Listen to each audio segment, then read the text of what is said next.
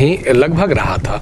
तो आज इस चर्चा इस वीडियो में करने जा रहे हैं कि 2 या 3% की वृद्धि, यानी 1 जनवरी 2026 से केंद्रीय कर्मचारी और पेंशनर्स के लिए 2 बातें होंगे महत्वपूर्ण रूप से। एक, महंगाई भत्ता और राहत में फिर से 2 या 3% की वृद्धि होगा, और 1 जनवरी 2026 से ही 8वें वेतन आयोग का लाभ मिलेगा। दोनों विषय को इस वीडियो में समझेंगे।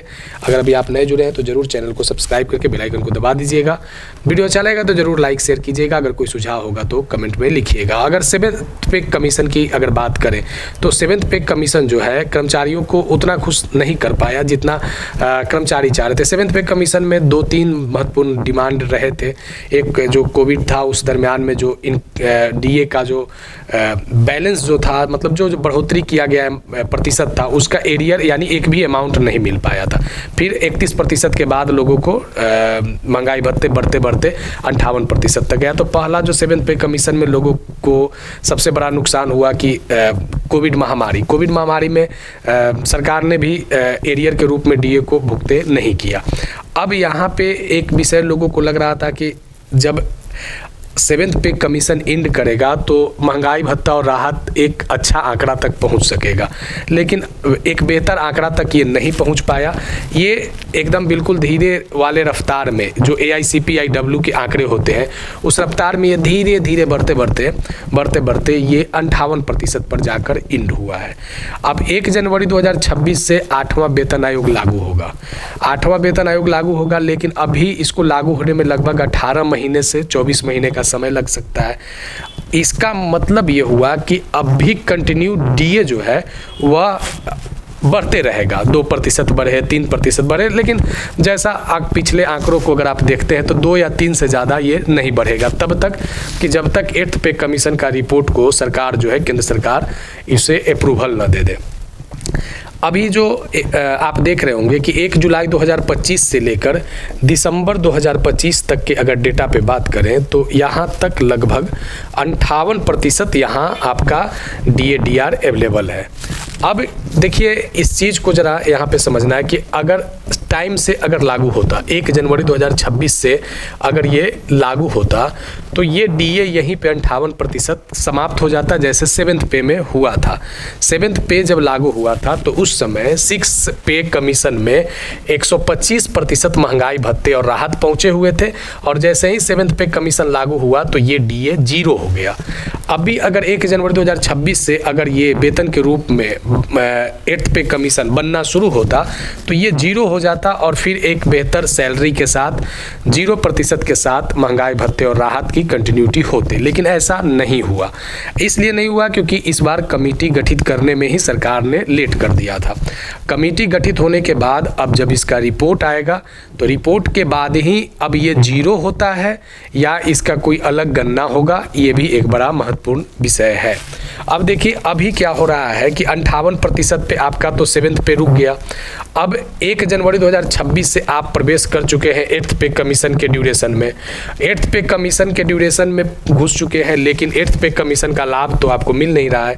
आप 7th पे कमीशन वाले लाभ में ही अभी आपको 2026 में ही रहना पड़ेगा। तो 2026 के जनवरी में 1 जनवरी 2026 से 1 जनवरी 2026 से लगभग जो आपको बेनिफिट मिलने वाला है, तो जो डेटा पे बात करें नवंबर तक का डेटा आया है AICPIW के आंकड़े के आधार पे, तो इसमें 59.94 दिया गया है। 59.94। अगर इससे पहले अगर अक्टूबर के डेटा को देखते हैं तो 59.60। अगर इस आधार पे देखते हैं तो मात्र यहाँ पे देखिए कि एक महीने में मात्र 0.34 की वृद्धि हुई है। अगर सेम डेटा को अगर लेते हैं यहाँ भी 0.34 की ही अगर वृद्धि करते हैं तो ये 60.24 और 60.24 का मतलब है कि 1 जनवरी 2026 से 60%, ये 61 नहीं होने जा रहा है, यानी 2% महंगाई भत्ते और राहत आपको बढ़ सकते हैं 1 जनवरी 2026 से। ठीक है, तो यानी अब ये 60%। अब यही चीज़ आपको कंटिन्यू होता रहेगा, यानी AICPIW के जो आंकड़े हैं ये 2016 के आधार वर्ष पे ये अभी आपको जनरेट होते रहेंगे, और ये कितना तक बढ़ के जा सकता है 8th पे कमीशन को लागू होने तक। देखिए 8th पे कमीशन में अगर बात करें तो 58% पे ये समाप्त हुआ, तो 8th पे कमीशन में 1 जनवरी 2026 की अगर बात करें तो यहाँ पे आपका 2% बढ़ा तो 60 हुआ, फिर ये एक बार और बढ़ेगा 1 जुलाई 2026 को। अगर 3 ही प्रतिशत रखते हैं तो ये 63% हुआ। फिर अब ये 1 जनवरी 2027 में अगर आते हैं तो अगर 3% रखते हैं तो 66 हुआ।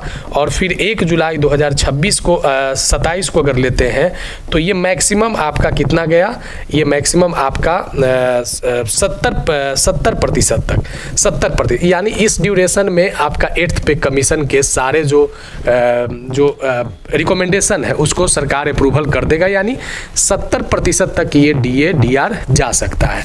लेकिन ये 70% जब जाएगा तो 7th पे कमीशन के आधार पर ये 12% क्या कर लिया, अतिरिक्त जंप कर लिया।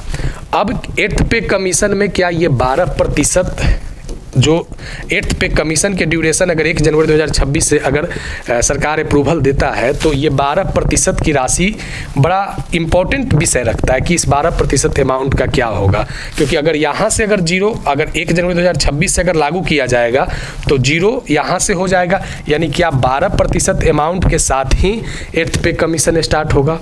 तो ये बड़ा महत्वपूर्ण एक इम्पॉर्टेंट विषय रहा है। अब अगर 12% की राशि आती है तो इस दरमियान में सरकार के पास 7th पे कमीशन के आधार पे वो आपके महंगाई भत्ते और राहत को कंटिन्यू रखेगा। तो अगर एरियर के तौर पे, क्योंकि अगर बेसिक बढ़ता है तो एरियर के तौर पे इस 12% राशि को अगर सरकार एरियर के रूप में भी भुगते करेगी तो अभी के कंटिन्यूटी के आधार पे सरकार को कम भुगतान करना पड़ेगा, यानी कम बोझ पड़ सकता है। तो आने वाले समय में बड़ा महत्वपूर्ण जो 8th पे कमीशन को लेकर जो सरकार की जो चिंताएं हैं और जो एम्प्लॉइयों की जो चिंताएं हैं, तो ये एक बड़ा महत्वपूर्ण विषय है। और ख़ास करके ये लेट होने के कारण 8th पे कमीशन से संबंधित जो DA और DR का जो मुद्दा है ये बड़ा दिलचस्प विषय होते जा रहा है। तो ये बताइएगा ये वीडियो कैसा लगा। अगर कोई इन्फॉर्मेशन से संबंधित अगर कोई बातें होंगी तो आप कमेंट में लिखिएगा। नए जुड़े हैं तो ज़रूर चैनल को सब्सक्राइब करके बेल आइकन को दबा दीजिएगा। वीडियो अच्छा लगा है तो लाइक शेयर ज़रूर कीजिएगा। मिलेंगे आगे नेक्स्ट वीडियो नेक्स्ट टॉपिक में। धन्यवाद।